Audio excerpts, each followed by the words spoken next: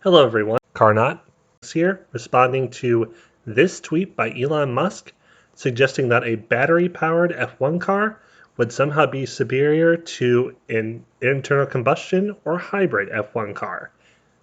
But would it be?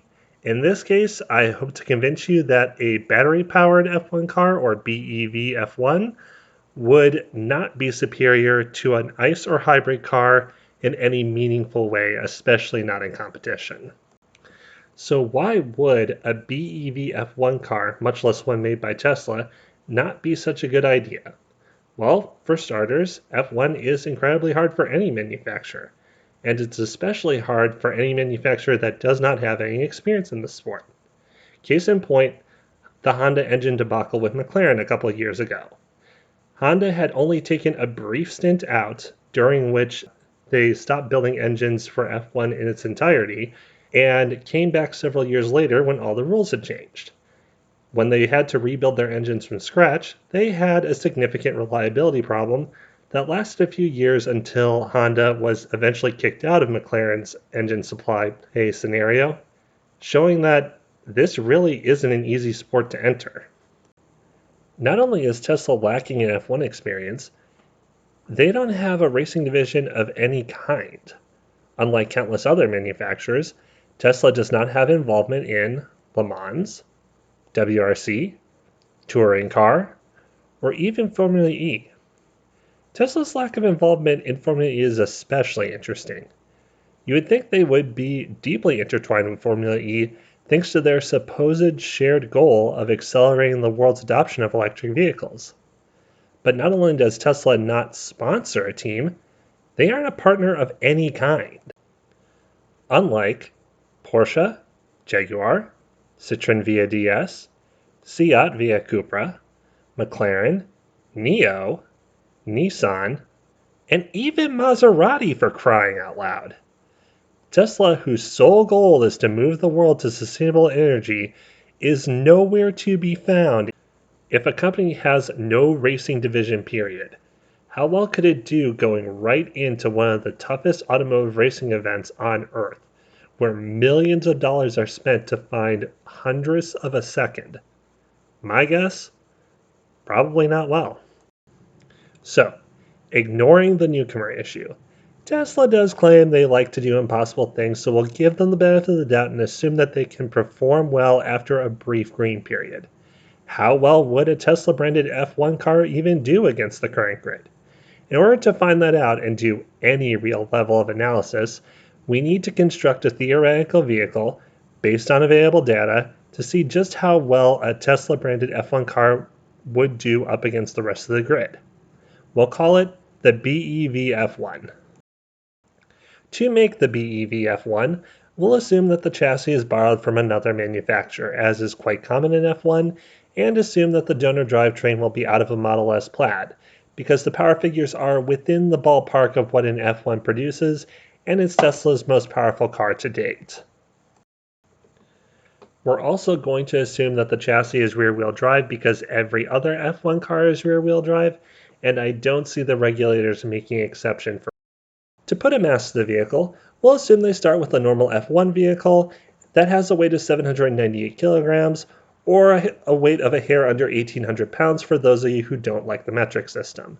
Removing the ICE F1 motor and transmission removes 190 kilograms and gets us a rolling chassis weight of 608 kilograms, or 1,337 pounds. Now, we're going to assume that the Model S's battery weight, motors, and transmission are all going to be dropped in as they currently are. It is possible that these numbers could be improved, but without a reference for how much, it's the best we have to work with. Unfortunately, I can't find the mass of the rear motors for the Tesla Model S Plaid, but I can find the weight of the front motors, and because everything I can find suggests that the rear motors should have a little more weight than the front motors, I think what we'll do is we'll just go ahead and assume that the weight of the front motors is the same as the weight of the rear motors and give our BEV F1 that little bit of an advantage. So that means the mass of the rear motors for our BEV F1 is a nice 95 kilograms, around half the mass of the ICE motor and transmission combo. But then there's the battery, which has an eye-watering mass of 544 kilograms. This brings the total mass of the car to 1,257 kilograms, or 2,765 pounds. 1,000 pounds more than a similar ICE F1 car with just a little bit of fuel in it, which is a significant difference. But it does have over 1,000 horsepower and would be the most efficient F1 car ever, so there is that. Alright, first things first. How far can a BEV F1 go on a single charge? Could it even finish a race? Well, if you just go by the EPA range estimates for a Model S, it would seem to be enough. The Model S Plaid, according to Economy.got, has a range of 396 miles or 652 kilometers. So that's all good. That's enough range to easily do the length of an F1 race, 305 kilometers as laid out by the F1 rules, and have over 50% of the battery left over. So that's it, case closed, moving on. Not so fast. That range is only valid for the EPA cycle, which is a mix of highway and city driving. An F1 race qualifies as significantly different conditions. As noted by multiple sources, the faster a car goes, the quicker its range depletes. The average speed around an F1 track is much higher than the average Texan on their way to go get a Starbucks, around 150 miles an hour, according to some averages. Okay, so how much range would a Model S have doing 150 miles an hour? To find that out, we need to find the change in drag force and the base load for a Model S, so we can then use that to make a correction factor and find out the new range. To do this, we start with the car's stated range of 405 miles. We know that the EPA's test is done with a 55% focus on city driving, but to give the car the best shot, we're going to go ahead and assume a worst case scenario of the car moving at a constant speed of 60 miles per hour. That way the usage per mile looks way better than it actually is on the highway. Next, we need to find the average power used by the car. To get this, we first need to determine the amount of time it would take to go 405 miles in the EPA's test and get the average power used. Dividing the range by the speed gets us a time traveled of 6.75 hours. Dividing the battery stated capacity by that time gets us an average kilowatts used of 14.8, or just a little under 20 horsepower to maintain that 60 mile per hour speed. Using the wheel's radius, based on the Model S's stated tire size, and the car's speed, based on the EPA tests, we can find the rotational speed of the wheel, and we can use this to get the torque applied at the wheels. Dividing the torque on the wheels by the wheel's radius, we can get the force that the car is pushing with. In this case, it's 552 newtons, or roughly 124 foot-pounds of force to maintain 60 miles an hour. To find out how much of that force is drag force, we simply apply the drag equation, and then subtract out the force it applies. The drag equation is as follows. Rho is the density of the air, A is the frontal area of the car as seen from the front, the CD is the drag coefficient, this is how well the car cuts through the air, and then V is the velocity in meters per second, this value is squared. The drag coefficient, according to Tesla, is 0.20. The frontal area, as quoted, is 25 square feet. The speed in this case is 60 miles per hour, converted to meters per second. Converting those numbers to the proper units and then plugging them into the drag equation gives us a drag force of 275 newtons, or 61 pounds of force. Subtracting the drag force from the total force gives us a base force of 277 newtons, or 62 pounds of force. So this is roughly half the energy that the car is using to maintain 60 miles per hour, and does line up with some numbers from around the web. Now we can use that information to find the new power usage and the new range. Plugging 150 miles per hour in instead of 60 into the drag equation gets us a new value of 719 newtons, or 386 pounds force. This is over 6 times the drag force that was experienced at 60 miles an hour. Adding in our base force, we can now get the total expected power draw to be just under a hair of 2,000 newtons, or 450 pounds, force. Because the rest of the factors don't really change, instead of working all the way back to the average power usage and dividing by the battery, aka taking the long way, we can instead take a shortcut and use the ratio of the forces the car experiences at 150 to the ratio of forces the car experiences at 60 to get a correction factor for how much power the car would be using and therefore how much the range would drop. Putting the 150 mile per hour force over the 60 mile per hour force produces a correction factor of a little over 3.6. Dividing the car's original stated range by this number gets us a range corrected for speed of 112 miles, or just a little under 2/3 the length of an F1 race. So we need a pit stop. What's the big deal? F1 and cars tend to stop at least once per race, even if it's just for a tire change. Actually, we still aren't done. Because that is the drag force of a Model S at F1 speeds. We, however, want the drag force of our BEV F1 car at F1 speeds, which means we need to do those calculations again, but change the coefficient of drag and the frontal area to match the BEV F1. Thanks to various F1 websites, we can see that the typical F1 is a little wider than a typical Model S, but also significantly shorter. This results in a lower overall drag coefficient, right? Not quite. According to Car-naught, the typical drag coefficient for an F1 car, depending upon the level of downforce required, is somewhere between 0.7 and 0.11. We'll take the drag coefficient to be 1 as that appears to be a typical F1 race value, and that's what we're interested in finding. Plugging this into our drag equation, we get a value of 3,866 newtons, or around 870 pounds, over double our last calculation. Using the same method we used for the prior drag calculation, we get a correction factor of effectively around 7 for our BEV F1 at F1 speeds. This results in a range of 59 miles. That means the BEV F1 we are exploring here would have at least 3 pit stops per race. Most F1 cars have 2 max.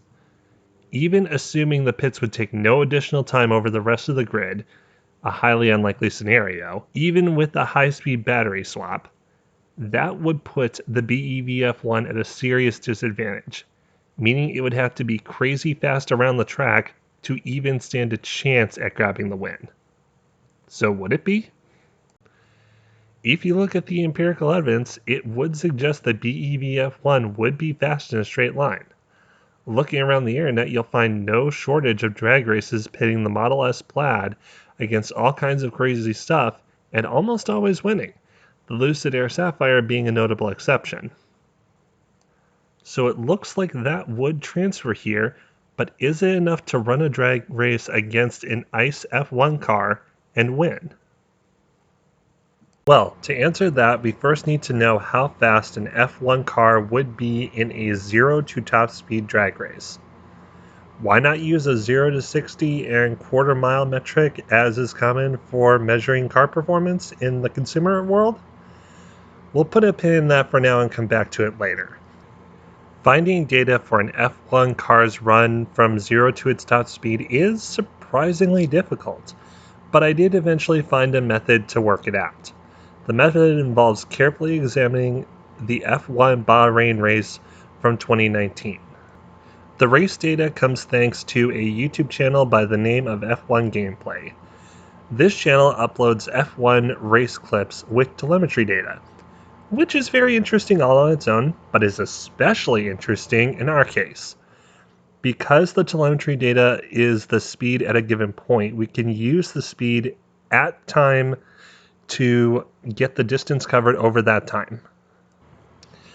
Ideally, this would involve a continuous run from 0 to the top speed of an F1 car. Unfortunately, there is no uninterrupted segment of acceleration from 0 to the vehicle's top speed. We'll have to examine multiple segments to get a full picture.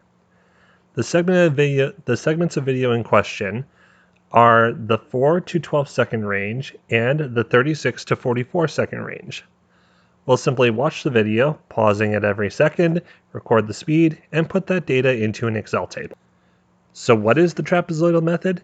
To greatly simplify it, because this isn't a Calc 1 course, and I'm not evil enough to subject you to that, the trapezoidal method is a method to find what could be described as the area under a curve. It does this by finding the area of a trapezoid that fits in a sliver of data and then adding them up to get the total area under the curve. The area under the curve in this case represents the distance covered by the car during that time. So now we have our drag race data for our ICE F1 car. That was the easy part. Now for the hard part. We need to get the distance versus time graph for our BEV F1. To get this, we need to find out how much torque the car is producing at any given time, then use that information to get the force of the wheels that the car can generate, and finally do a free body diagram to figure out the distance covered by the car from its run from 0 to top speed.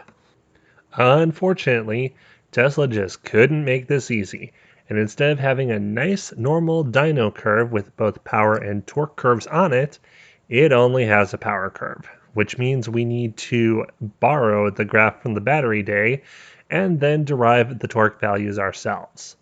Oh, fun. But before we can even do that, we need to transfer the data from this very nice graph to something we can actually work with. For this, we will use a rather unusual tool, MS Paint. Yes, I'm completely serious. What I did was I used MS Paint to find the pixel locations for 0 to 1200 horsepower, 0 miles per hour, and 200 miles per hour. Using the cursor location for the pixel points at each location, I then did some basic algebra to find the change in pixel per horsepower and change in pixel per mile per hour. Also, yes, I could have built a number of tools to do this for me, but building it would have literally taken longer than just doing the actual tedious work in the first place. I then took measurements of the values on the graph incrementally along the power curve and plugged that into an Excel sheet to get the miles per hour and horsepower at that location. Then, using the road speed, I used the tire's radius to get the RPMs of the wheels. This was then used to finally find the torque. Now we have the torque rating at the wheels at a given speed. We can use this information combined with the wheel's radius to get the force that the car is pushing with at any given speed. Unfortunately, this is where another layer of complication needs to be added. Because the motors can easily supply enough power to cause the rear wheels to lose traction and spin up, this means the limiting factor on acceleration at low speeds won't be how hard the motor can turn the wheels, it will be how well the wheels can hold on to the tarmac. The maximum theoretical force that a tire can hold onto the road with is called the friction force. The way to determine the friction force is to find how hard the tire is pushing onto the ground, this is normally known as the normal force, and times it by the friction coefficient of the tires. Normally, the normal force is just the mass of the car times gravity, but in this case we have an additional force that needs to be accounted for, downforce. The downforce will need to be added to the force of the car due to gravity to get the normal force in order to get an accurate guess for what the maximum friction force will be. The downforce can be determined by the equation on screen, where downforce is equal to 1/2 times the density of air times the cross-sectional area of the wing, or in this case the car, times the coefficient of lift times the velocity in meters per second squared. There is the slight problem of the missing variables for the lift coefficient and the cross-sectional area of the wing, or in this case car.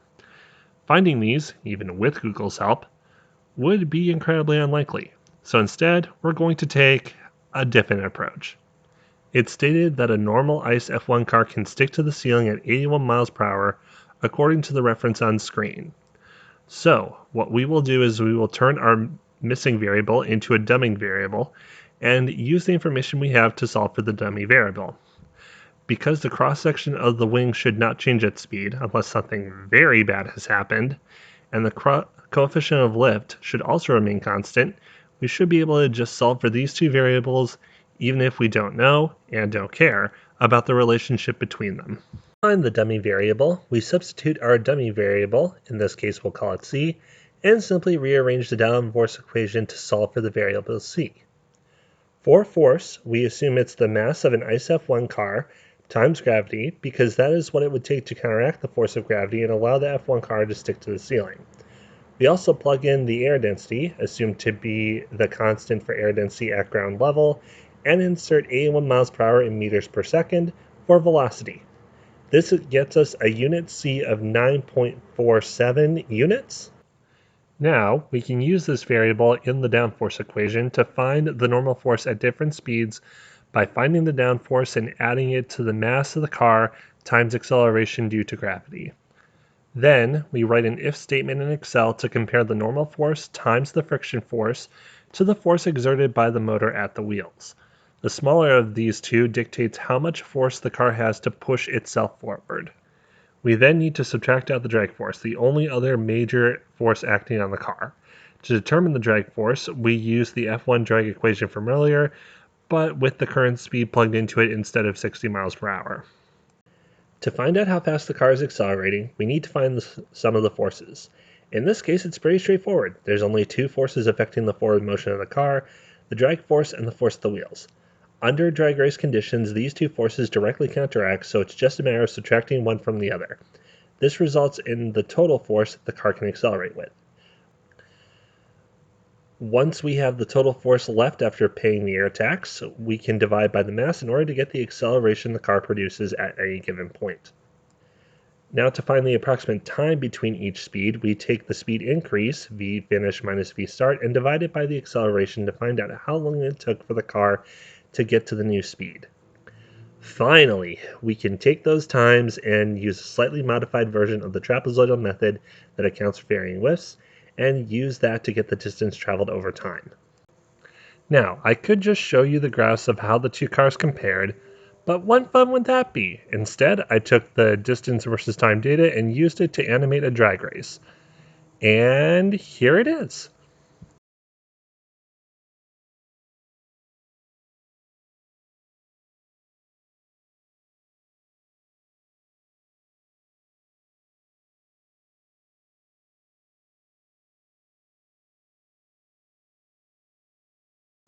So what exactly happened? Well, the BEV F1 won. Getting off the line quicker than the ICE F1 thanks to its ability to manage torque. It also beat the Plaid off the line thanks to its better grip despite sending power to the rear wheels only as opposed to the Model S's four-wheel drive. The Model S Plaid had the ICE F1 car off the line and even kept expanding its lead until around the 6-second mark. This is where the downforce kicked in, allowing the ICE F1 to grip enough to put its power down and rocket past the Plaid moments later. So that's the finishing order, and it's confirmed. The BEV F1 has a serious advantage in a drag race, an advantage that it could probably use to overcome its need to pit more often, right? Nope. See, F1 races are only from a dig once. After that, F1 straights are more like races from a rule. What kind of roll race would best represent an F1 straight? Ideally, it would be a roll race in the speed range where the cars would spend most of their time. What speed range is that?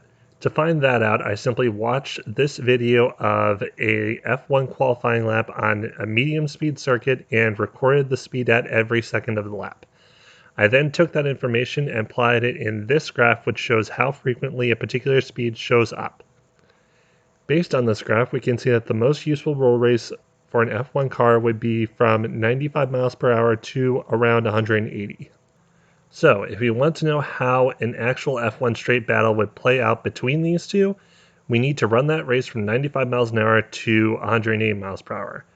I did the math again, only this time I started assuming both cars are moving at 90 miles per hour, and here's a video rendering of the results. Remember, the BEV F1 is the red car, and the ICE F1 is the blue car.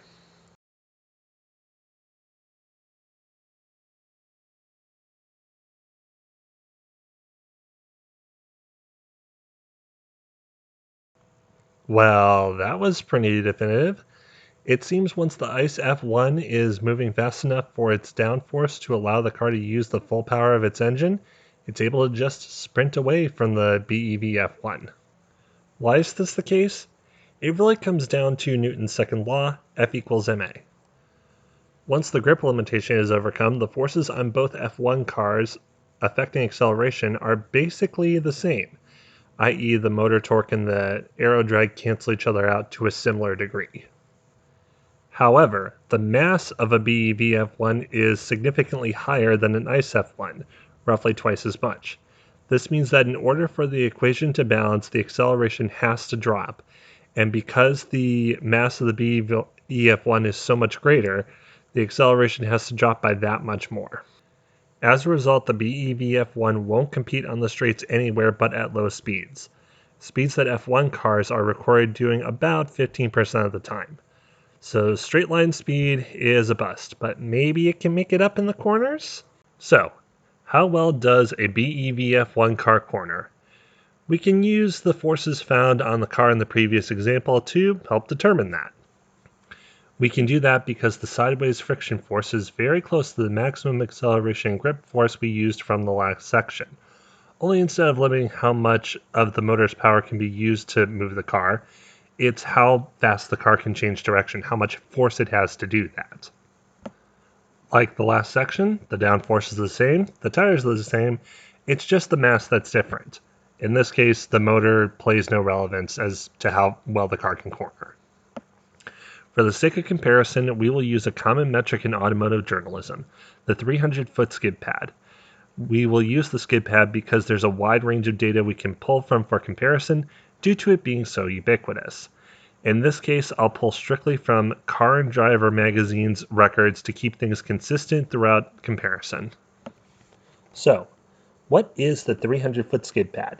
It's a test used to determine the maximum sustained cornering grip on test cars. The test is to drive around a circle of cones, in this case one with a diameter of 300 feet, while the speed of the car is slowly increased. This continues until eventually the car understeers or oversteers to indicate that the maximum level of grip has been reached, at which point the maximum sideways or lateral force is recorded. The maximum grip the car reaches is measured in g-forces. That's all well and good in the real world, but how do we determine the g-forces on an ICE F1 car we don't have access to, let alone a BEV F1 that doesn't really exist, and is therefore impossible to test like this? Well, if we have an equation to determine the lateral G's without actually testing the cars, we don't need to test them. Good news, the centripetal force equation can do exactly this.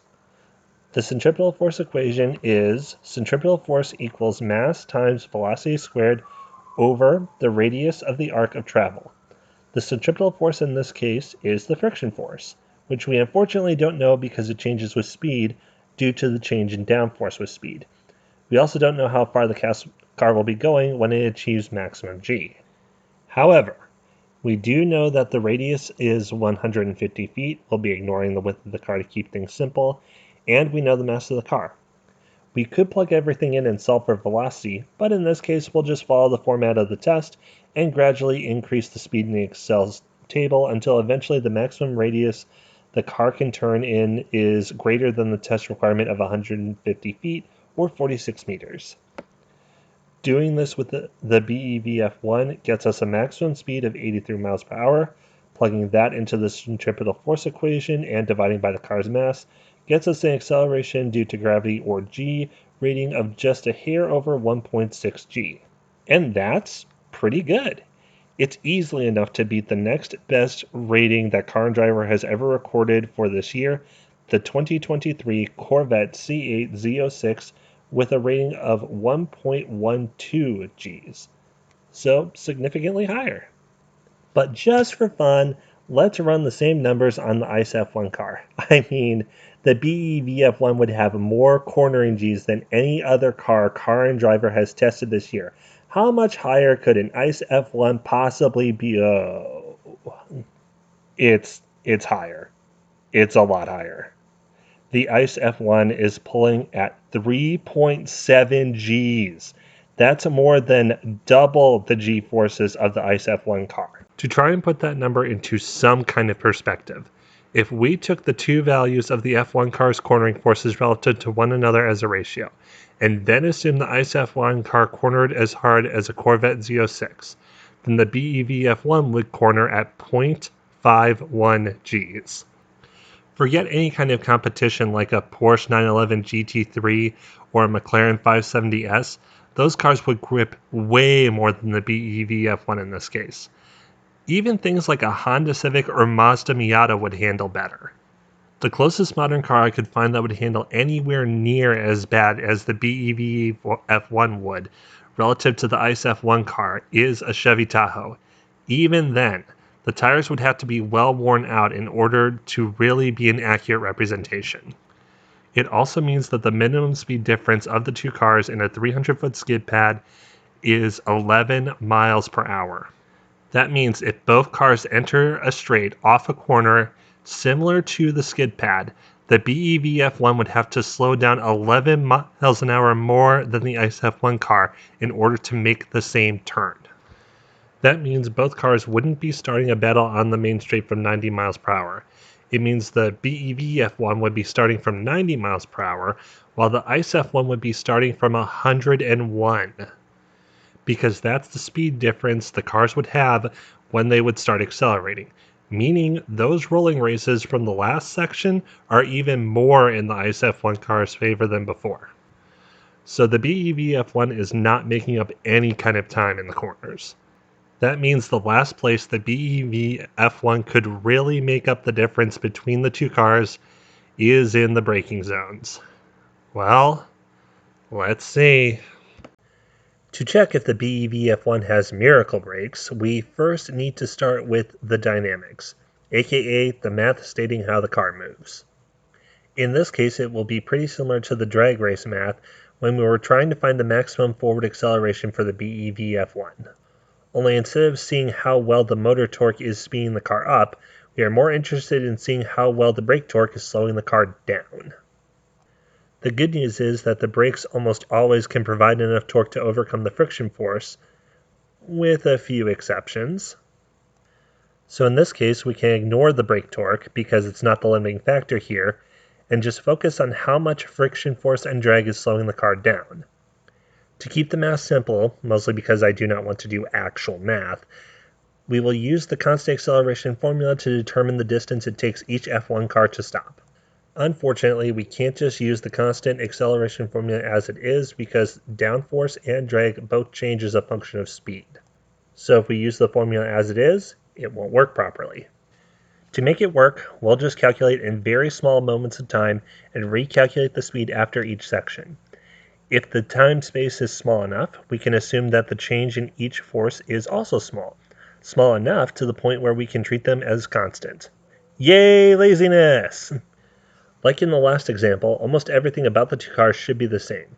It's just the mass that's different. Technically, the BEV F1 would also have upgraded brakes to deal with the extra mass, but we'll assume that the standard brakes are up to the task for this example. As with before, I've done the hard part and made a CGI video of the results. The red car is the BEV and the blue car is the ICE F1. Remember, the shorter the distance, the better. Here's the video.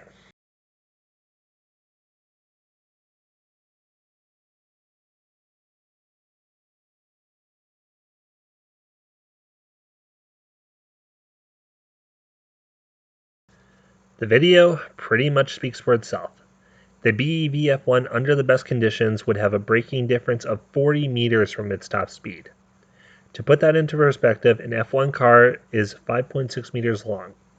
So the distance between the two cars is 7 F1 car lengths. That is a huge difference. So, even in the braking zone, the ICE F1 car has a clear advantage. So, in conclusion, when Musk proposed an EV versus gas hybrid F1 race, the only thing that would come from that is a humiliation of EVs in F1 form. If an F1 car were made to run on batteries, the underlying mass and lack of total energy would leave the car completely uncompetitive.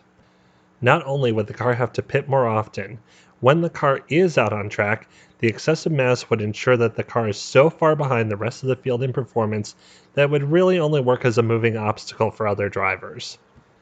The only place this vehicle might work better than an ICE F1 car is on the autocross or as a limited run track toy for billionaires to waste their money on. It seems like long distance towing, off roading, and being a commuter car for less than $20,000 for someone with no place to plug it in, F1 is just not a place where BEVs can really excel. So, thank you for watching the video. I hope you enjoyed it. The script, the math, the voiceover, and most of the work was done by me. The Model S came from blendkit.com. The F1 cars and the environmental props were modified from work by eRaccoon from blendswap.com. I don't know if I will do more videos like this in the future, but let me know if you liked it. This video style was inspired by the Common Sense Skeptics, so if you like this, go ahead and check them out. Applicable sources are in the description. Also, just to give a little bit of helpful info, the battery rate is what's causing the problem with the BEV F1. For it to equal that of an F1 car and cancel out its issues, you would need at least a 3-fold increase in energy density. Even solid-state batteries aren't going to allow that, which means unless there's a fundamental change of some kind, this isn't going to work as a concept anytime soon.